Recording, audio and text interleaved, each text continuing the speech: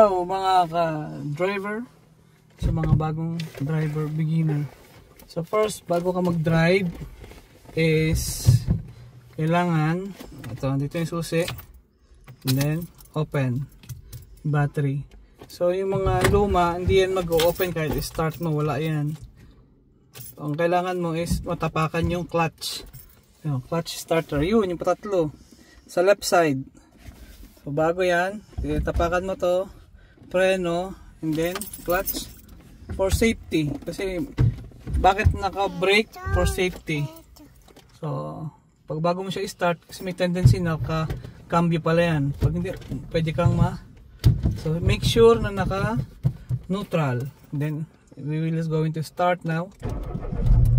So yun, nag-start na siya.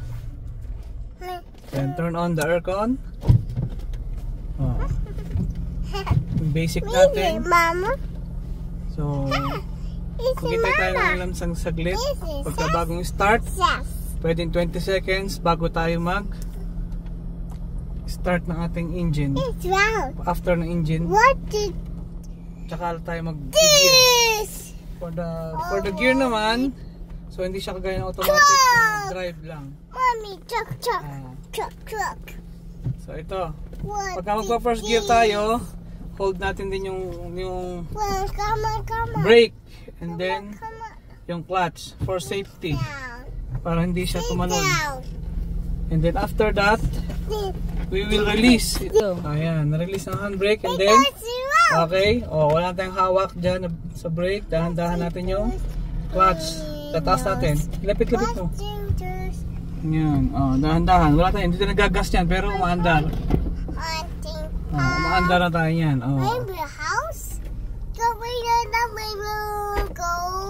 Yan. And then after that, pag umandar na siya, umandar ng konti, second gear. We're going to second gear, and then clutch ulit, then second gear. After second gear, ayun na, umaandar na tayo. So kailangan medyo bilisan ng konti, and then we'll go into third gear. Yan, and so on and so forth. Ganun lang. Yun yung basic, and then mag-stop tayo, going to stop, brake muna, yung brake, and then hawak yung clutch. So wag yung clutch bago brake, mali yun. So brake muna and then clutch. And then punta tayo sa gitna agad. So naka-neutral na yan, kahit bitawan mo yan, hindi na inaandar. Pero pag naka-slide yan, baka aandar siya kasi depende sa pag-stopan nyo. So kailangan may handbrake after that. Okay, para hindi gumalaw yung sakyan. Okay? So yun lang. Thank you. Bye bye.